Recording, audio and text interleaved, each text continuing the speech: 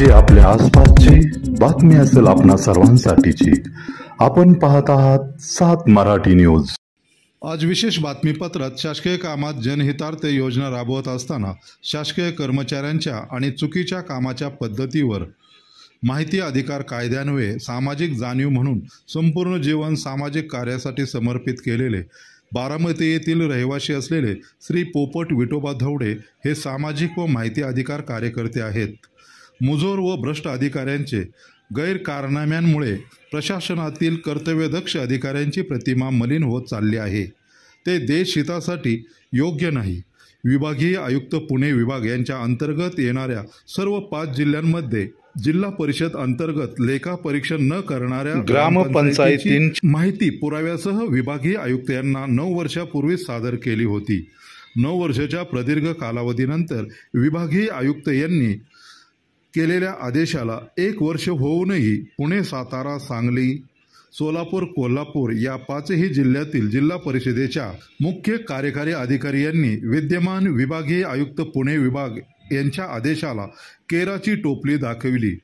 वेळप्रसंगी न्यायालयात जनहित याचिका दाखल करण्याची आणि ही लढाई शेवटपर्यंत लढण्याची ही भावना धवडे यांनी 7 मराठी न्यूजशी बोलताना व्यक्त केली। ते आज आपल्या सोबत आहेत।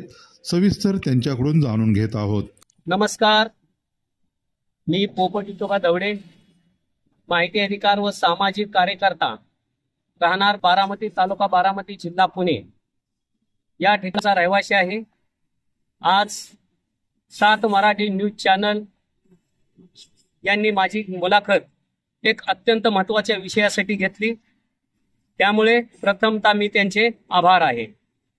मी 2010 पासून आजपर्यंत माहिती अधिकाराचं काम करतो आणि माहिती अधिकारात मिळालेली माहिती घेऊन जे भ्रष्ट अधिकारी आहेत, ज्यांनी तळागाळापर्यंत शासनाच्या योजना गोरगरीब जनतेपर्यंत पोहोचवल्या नाहीत, त्या कशा प्रकारे पोहोचत नाहीत, या प्रकारे माहिती अधिकारात माहिती घेऊन त्या तक्रारी शासनापर्यंत दाखल करतो।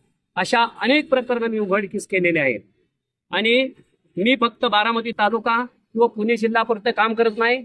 पुणे, सातारा, सांगली, सोलापूर, कोल्हापूर, उस्मानाबाद, नगर हे 7 ते 8 जिल्ह्यामध्ये काम करतो आणि काम करत असताना अत्यंत महत्त्वाचा एक विषय माझ्या समोर आला, तो म्हणजे लेखापरीक्षण।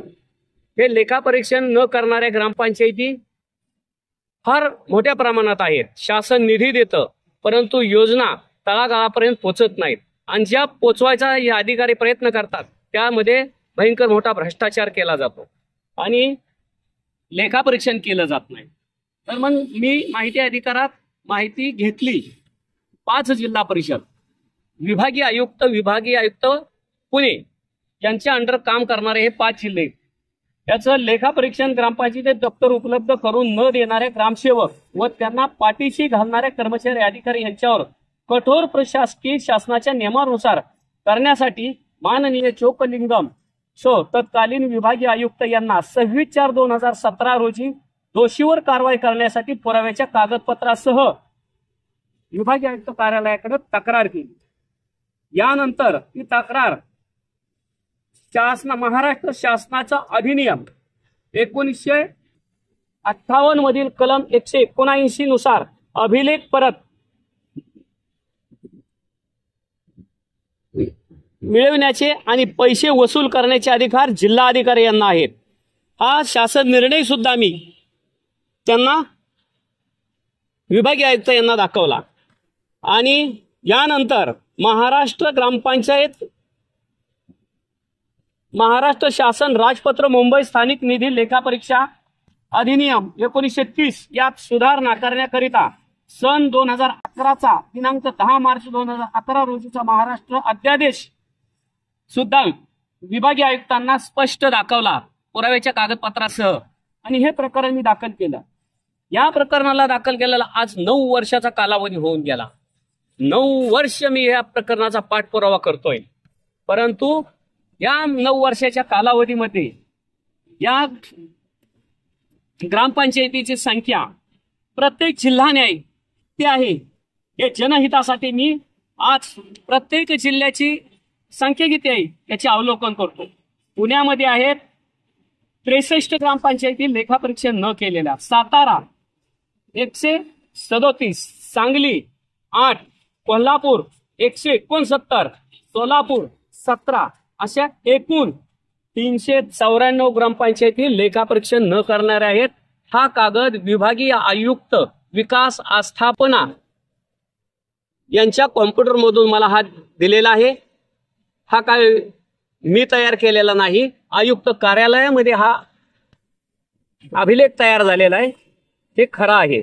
यानंतर मी काम करत असल्यामुळं कुठल्या जिल्ह्यात किती लेखापरीक्षणाच्या ग्रामपंचायती आढळून आल्या, ही साकोरे साहेब म्हणून विभागीय आयुक्त उपायुक्त यांनी मला हे पत्र दिलेलं आहे. त्याची तारीख आणि हे मलाच दिलेला हा पुरावा म्हणजे 5 जिल्हा परिषदमध्ये मी काम करतोय हा पुरावा आहे. त्यावेळेस मला पत्र दिलं त्यावेळेस 359 ग्रामपंचायती होत्या, आज 394 ग्रामपंचायती झाल्या. म्हणजे ग्रामपंचायतीने लेखापरीक्षण न करण्याची वाढ होत चाललेली आहे. हे मी शासनाच्या लक्षात आणून ही बाब देत आहे. ही गंभीर बाब आहे. त्याला 9 वर्ष झालं त्याचा पाठपुरावा मी करतोय. परंतु आणि यानंतर वेळोवेळी मी विभागीय आयुक्तांना सुद्धा पत्रव्यवहार करतोय. आता बघा याच्यानंतर सुद्धा मी पत्रव्यवहार केलेला आहे. 4/4/2024 ला मी हे पत्र विभागीय आयुक्तला स्पष्ट पुराव्याच्या कागदपत्रासह दाखल केलेलं आहे. आणि त्याच्यानंतर हे पत्र सुद्धा मी विभागीय आयुक्तांना भेटणार त्या वेळेस मी चिठ्ठी आणि हे पत्र देऊन त्यांची भेटी दर वेळोवेळी घेतो. परंतु अद्यापपर्यंत कोणत्याही प्रकारची कारवाई झालेली नाही. तुम्ही इतके वर्ष झालं काम करताय, अधिकाऱ्यांशी तुमचा संबंध व्यवस्थित आहेत, मग हे प्रकरण का थांबलंय? यावरती कारवाई का करण्यात येत नाही? काय ह्या जिल्हा परिषदेचा प्रत्येक जिल्हा परिषदेच्या आस्थापनामध्ये काम करणारे विस्तार अधिकारी आणि PDO ह्याला जबाबदार आहे. हे खालच्या ग्रामसेवक जी लेखापरीक्षण करत नाहीत त्यांच्याकडून आर्थिक देवाणघेवाण केली जाते आणि मग त्यांच्यावर तात्पुरतं कुठलं तरी नोटीस काढायचं, त्यांना द्यायचं आणि त्यांनी मानधन काय दिल्यानंतर ते प्रकरण थांबवायचं. अशा प्रकारे ही काम प्रत्येक पंचायत समिती करते आणि PDO ह्याला जबाबदार जास्त आहे. आज 9 वर्षानंतर तुमचं हे प्रकरण याच्यावरती कुठलीही कारवाई केलेली नाही. जर महाराष्ट्रामध्ये ग्रामपंचायती जर लेखापरीक्षण करत नसतील, दिलेल्या निधीचा अहवाल जर सादर करत नसतील, तर त्यांच्यावर निधी रोखण्यासाठी शासन निर्णय का घेत? प्रत्येक ग्रामपंचायतीला जो निधी येतो या शासन निर्देश तसे आहेत, शासन परिपत्रक तसे आहेत की जी ग्रामपंचायत लेखापरीक्षण करत नाही त्यांचे निधी थांबवा आणि त्या जोपर्यंत निधी हा वसूल होत नाही आणि केलेला खर्च आणि शक पूर्तताची ग्रामपंचायत करत नाही तोपर्यंत त्या ग्रामपंचायतीला निधी द्यायचा नाही. आणि त्या ग्रामसेवक आणि सरपंचावर जर भ्रष्टाचार झालेला असेल तर तात्काळ त्याच वर्षात लगेच कारवाई करायची, त्यात वेळही घालून दिलेली आहे. परंतु जिल्हा परिषद आणि पंचायत समिती गट विकास अधिकारी त्यावर कानाडोळा करून कुठल्याही प्रकारची कारवाई करत नाही, म्हणजेच भ्रष्टाचाराचं पुरण आहे. अशा अधिकाऱ्यांच्या विरोधात आपण कुठं तक्रार केली का, करणार आहात का? आपली मागणी काय आहे? जर 8-9 वर्ष तक्रारीला होऊन सुद्धा ती प्रकरणं निकाली निघत नसतील आणि संबंधित सामाजिक कार्यकर्त्याला आणि तक्रारदाराला 9 वर्ष पेंडिंग प्रकरण राहत असतील, ते हलत नसतील, तर मग अशा अधिकाऱ्यांना अशा विभागीय आयुक्त महत्वाच्या आस्थापनेवर का ठेवावं यासाठी सरकारकडे माझी विनंती आहे हात जोडून की सरकार आणि ग्रामविकास खात्याला आणि मुख्यमंत्री साहेबांना विनंती आहे की तुम्ही असले अधिकारी तात्काळ तिथल्या बदल्या करून हकलून द्या आणि चांगले सक्षम अधिकारी तुकाराम मुंड्यासारखे हित आणून ठेवा. पुणे जिल्हा स्वतःसारखा होईल आणि गोरगरीब जनतेला न्याय मिळेल. या प्रकरणात पालकमंत्री तथा बारामतीचे आमदार आणि राज्याचे उपमुख्यमंत्री अजितदादा पवार यांना हे प्रकरण माहिती आहे का? या प्रकरणात पूर्वी ते मंत्री असताना सुद्धा मी मंत्रालयात या विषयासाठी सुद्धा मी तक्रारी केलेल्या आहेत. परंतु त्यांच्या कार्यालयाकडून आणि त्यांच्याकडून मला कुठलाही पत्रव्यवहार अद्यापर्यंत झालेला नाही.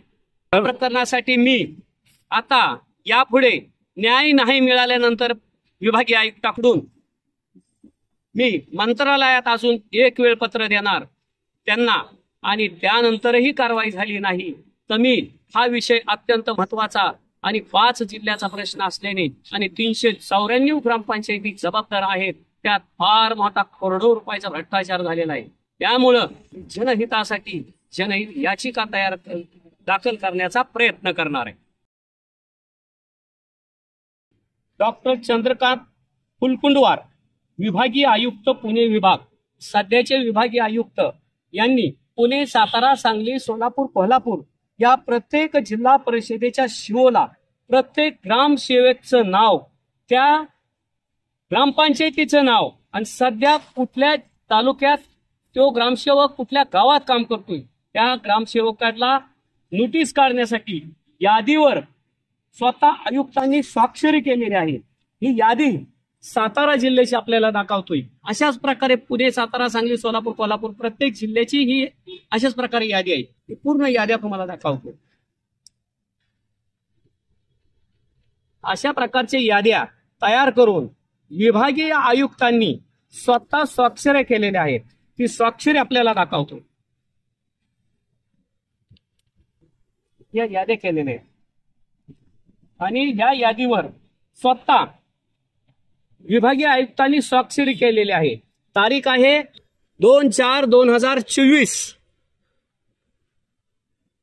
म्हणजे आज 1 वर्षाचा कालावधी होऊन गेला.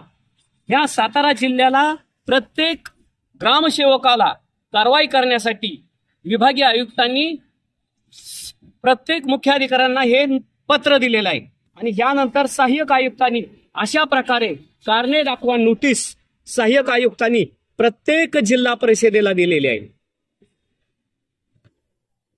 परंतु यावर अद्यापपर्यंत कोणत्याही प्रकारची कार्यवाही केलेली नाही. म्हणजे विभागीय आयुक्ताच्या पत्राला, आदेशाला पुणे, सातारा, सांगली, सोलापूर, कोल्हापूर या 5ही जिल्हा परिषदेच्या शिओंनी, डेप्युटी शिओंनी आणि त्या भागातल्या तालुक्यामधील काम करणाऱ्या पंचायत समितीच्या गट विकास अधिकाऱ्यांनी केराची डोकली दाखवली असं म्हणायला काहीच हरकत नाही. हा माझ्याकडे पुरावा आहे. यासाठी हा सातारा जिल्हा आहे, त्याच प्रकारे हा सांगली जिल्हा आहे, अशाच प्रकारे यादी आहे. त्याच प्रकारे हे कोल्हापूर जिल्हा आहे, त्याचप्रमाणे हा सोलापूर जिल्हा आहे. याच प्रकारे हा पुणे जिल्हा आहे. 5 जिल्हा परिषदेला स्वतंत्र प्रकरण विभागीय आयुक्तांनी दाखल केलेले आहेत. परंतु या सगळ्या आदेशाला 5ही जिल्हा परिषदेच्या शिओंनी केराची टोपली दाखवलेली आहे. या कारणाने आता माझं एक म्हणणं आहे की विभागीय आयुक्तांनी यापुढे प्रत्येक जिल्हा परिषदेच्या शिओ आणि ग्रामपंचायतीचा डेप्युटी शिओ आणि त्या भागातले काम करणारे पंचायत समितीचे गट विकास अधिकारी यांना या प्रकरणात जबाबदार धरून शासनाकडे त्या प्रत्येक गट विकास अधिकारी, डेप्युटी शिओ, शिओच्या कालावधी बघून त्या शिओवर, डेप्युटी शिओवर आणि त्या गट विकास अधिकाऱ्यावर अंतिम कारवाई करण्यासाठी शासनाकडे अहवाल पाठवावा. त्याखेरीज या प्रकरणाचा निपटारा होणार नाही, ही माझी विभागीय आयुक्तांना विनंती आहे. विभागीय आयुक्त पुणे यांच्या अंतर्गत येणारे जे 5 जिल्हे आपण नावं घेतले, त्या प्रत्येक जिल्ह्यामधून अंदाजे किती लाख रुपयाचा या प्रकरणामध्ये गैरव्यवहार झाला असेल असं आपणास वाटतं? लाखाचा हा विषयच काढू नका तुम्ही. किती करोड रुपये भ्रष्टाचार झाला ह्याचा विषय बोला. करोडो रुपयाचा भ्रष्टाचार झालेला आहे. ही उघडकीस येण्यासाठी हे प्रकरण पहिल्यांदा ह्याचं लेखापरीक्षणाचे ज्या ग्रामपंचायतींनी केला नाही त्याचे दंड पहिल्यांदा वसूल झाले पाहिजे. दंड वसूल झाल्यानंतर मग त्याच्यावर जिल्हा अधिकाऱ्यांनी फौजदारी गुन्हे दाखल करायच्यात आणि गुन्हे दाखल केल्यानंतर खरा दूध का दूध, पाणी का पाणी पुढे येणार आहे आणि करोडो रुपयाचा झालेला भ्रष्टाचार शासनाच्या तिजोरीत पडणार आहे. आणि यानंतर मग असे प्रकार महाराष्ट्रात कुठेही घडणार नाहीत. याची काळजी प्रत्येक ग्रामसेवकाने महाराष्ट्रातली प्रत्येक पंचायत समिती घेईल याची गॅरंटी मला आहे. ग्रामविकास मंत्री आणि ग्रामविकास सचिव यांच्याशी आपला काय पत्रव्यवहार झाला का? हो, आज ग्रामविकास खात्याकडं अनेक वेळा पत्रव्यवहार केल्यात, पण अद्यापपर्यंत माझ्यापर्यंत अंतिम कारवाई करण्यासाठी कडक स्वरूपाच्या सूचना दिल्यात असं पत्र मला मंत्रालयातनं मिळालेलं नाही. त्याच्यामुळेच विभागीय आयुक्त सुद्धा हलत नाहीत अशी मला जाणीव होती. अनेक वेळा या प्रकरणासाठी आझाद मैदानला उपोषणाच्या नोटिसा दिलेल्या आहेत, उपोषण सुद्धा मी केलेलं आहे, परंतु न्याय अद्यापपर्यंत मिळालेला नाही. त्यामुळं यापुढे अजून काही महिना, 2 महिने, 3 महिने प्रयत्न करून मी जनहितासाठी न्यायालयात जाईनचा प्रयत्न करणार आहे. ज्या वेळेस मी न्यायालयात जाईन त्यावेळेस महाराष्ट्र सरकारला पार्टी करणार आहे. ते न्यायालयात जाण्याचीच यापुढे कारवाई महाराष्ट्र सरकारने नाही केली तर जनहितासाठी न्यायालयाचे दरवाजे न्याय मिळवण्यासाठी ठोठावणारच आहे. त्या ठिकाणी न्याय मिळो, अगर न्याय न मिळो, पण शेवटपर्यंत या प्रकरणाचा पाठपुरावा करण्याचा मी प्रयत्न करणार आहे. जय हिंद, जय महाराष्ट्र.